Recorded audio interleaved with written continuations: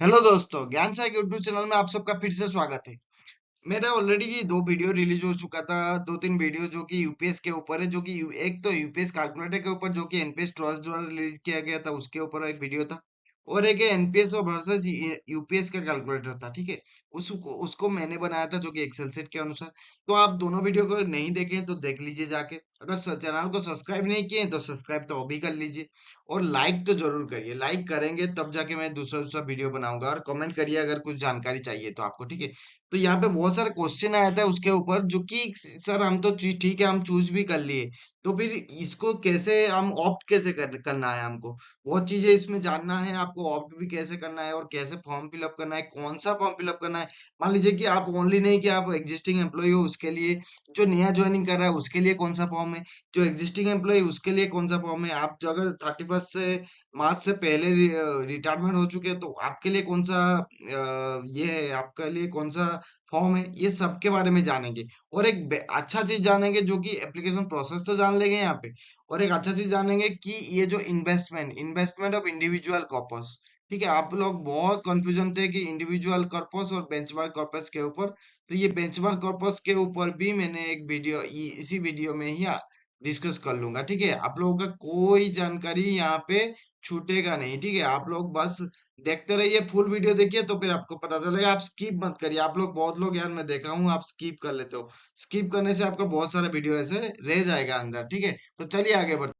देखिए यहाँ पे चार कैटेगरी मैंने नहीं, वो एक्चुअली यूपीएस का ही डॉक्यूमेंट से मैंने लिया हूँ। तो चार कैटेगरी यहाँ पे किया हूँ, जो कि एक है एग्जिस्टिंग सेंट्रल गवर्नमेंट एम्प्लॉयज। ठीक है, ये जो अगर मान लीजिए आप 1 तारीख को अप्रैल 1 से पहले आप ऑलरेडी सेंट्रल गवर्नमेंट का एम्प्लॉय थे, तो फिर आप अगर एनपीएस में थे तो आपको सब फॉर्म A2 आपको करना पड़ेगा। ठीक है, भरना पड़ेगा, आपको डीडीओ को देना पड़ेगा for enrol in UPS. Okay, form A2 याद रखिए। और अगर आप न्यू रिक्रूटमेंट है, अगर 1 अप्रैल से बाद का न्यू न्यू रिक्रूटमेंट है, तो फिर आप इसमें क्या करेंगे कि फॉर्म 1 जो है वो सिलेक्ट करेंगे। को फॉर्म 1 भरना है, वो डीडीओ को देना है।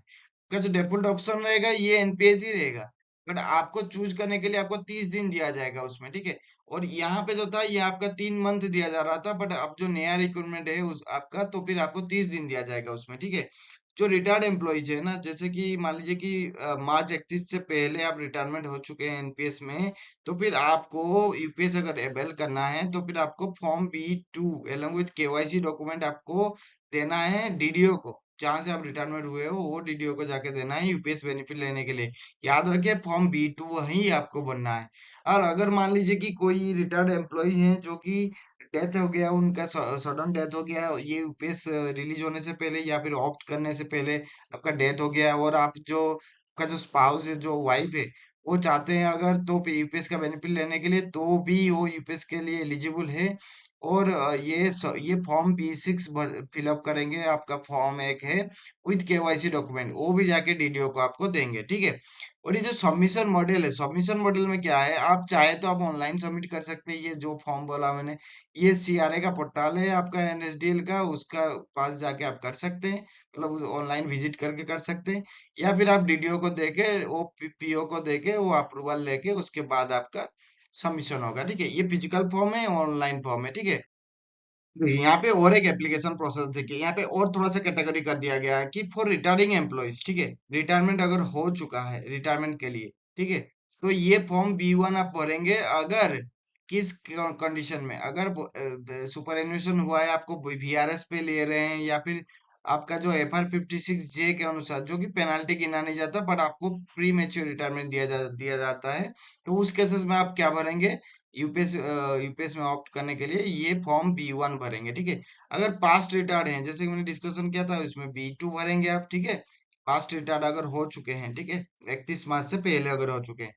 और डिसीज्ड एम्प्लॉयज, जो कि डेथ हो चुका है मान लीजिए एम्प्लॉय का, तो फिर स्पाउस अगर हैं वो फॉर्म B3 भरेंगे।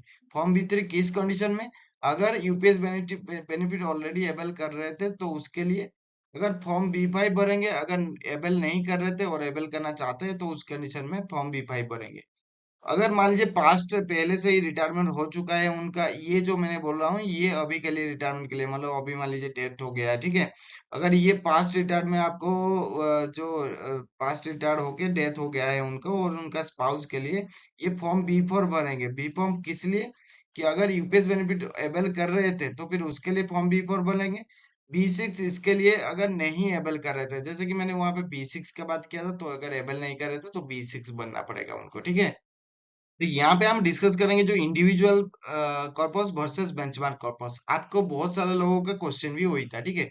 इसमें क्या होगा, जो एक डिफॉल्ट पैटर्न है, जो कि आपका पेंशन फंड या फिर इन्वेस्टमेंट चॉइस जो है वो पीए बाय डीए के द्वारा डिसाइड होगा।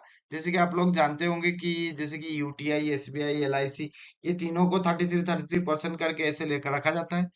और एल्स यूपीएस सब्सक्राइबर को भी, ये जो कि पहले मैंने जो ये एक वीडियो बनाया था उसमें थोड़ा सा गलती कर दिया था शायद, कि एनपीएस के सब्सक्राइबर के जैसा यूपीएस सब्सक्राइबर को भी चूज करने के लिए ऑप्शन दिया गया है। वहां पे आप चाहे तो इन्वेस्टमेंट पैटर्न चूज कर सकते हैं, पेंशन फंड मैनेजर भी चूज कर सकते हैं। ये LC25 जो इक्विटी कैप्ड है, और LC50 जो इक्विटी कैप 50% वाला है, और जो स्कीम जी है जो कि एक्टिव चॉइस में आपका आता है, ये दोनों ऑटो चॉइस में आता है। ये गवर्नमेंट सिक्योरिटी के लिए जो 100% है, ये एक्टिव चॉइस में आता है। तो ये सब चीज के लिए आपको इंडिविजुअल कॉर्पस मतलब हो गया आपका, जो भी आपका अमाउंट बना, आपका कंट्रीब्यूशन और गवर्नमेंट का कंट्रीब्यूशन, वो जाके आपका यहाँ पे जाके जमा होता है। तो उसी को इन्वेस्टमेंट को बोलते हैं इंडिविजुअल कॉर्पस, ठीक है। और जो बेंचमार्क कॉर्पस रहा, बेंचमार्क कॉर्पस क्या है, वही सबसे बड़ा क्वेश्चन था। बेंचमार्क कॉर्पस एक्चुअली एक कैलकुलेटेड वैल्यू है, ठीक है। एक कैलकुलेटेड वैल्यू है जो कि based on default pattern of investment. Default pattern of investment क्या समझ गए? जो कि एलआईसी, यूटीआई, जो एसबीआई है, उसका जो 33% करके जो है, जो कि मैक्सिमम जाके आपको गवर्नमेंट गवर्नमेंट लग रहा था, गवर्नमेंट बॉन्ड से आपका लग रहा था। तो वहां पे जितना इंटरेस्ट मिलेगा, जितना इंटरेस्ट के बाद आपको जो कॉर्पस बनेगा, उसको कैलकुलेट में लिया जाएगा, ठीक है। उसको कंपेयर किया जाएगा जो इंडिविजुअल कॉर्पस यूपीएस में है, ठीक है। मान लीजिए कि आपने कोई इंडिविजुअल कॉर्पस था आपका, जो कि शादी के लिए हो, बच्चे के लिए, पढ़ाई के लिए हो, या मेडिकल के लिए हो, उसमें से कुछ पैसा निकाल लिए हैं, ठीक है। तो फिर आपका इंडिविजुअल कॉर्पस तो कम हो गया ना, आप जब रिटायर्ड होंगे आपका बेंचमार्क कॉर्पस तो उतना नहीं बनेगा।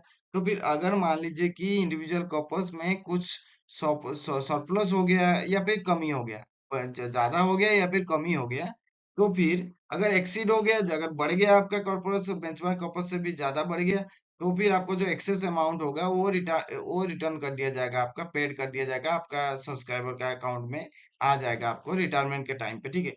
अगर मान लीजिए कॉर्पस बिलो द बेंचमार्क है, बिलो द बेंचमार्क इसलिए होगा क्योंकि आप उसको अगर निकाल लिए होंगे, पार्शियल विड्रॉल कर लिए होंगे, तो उस केसेस में आपको मोर फंड ऐड करना पड़ेगा रिटायरमेंट से पहले, ठीक है।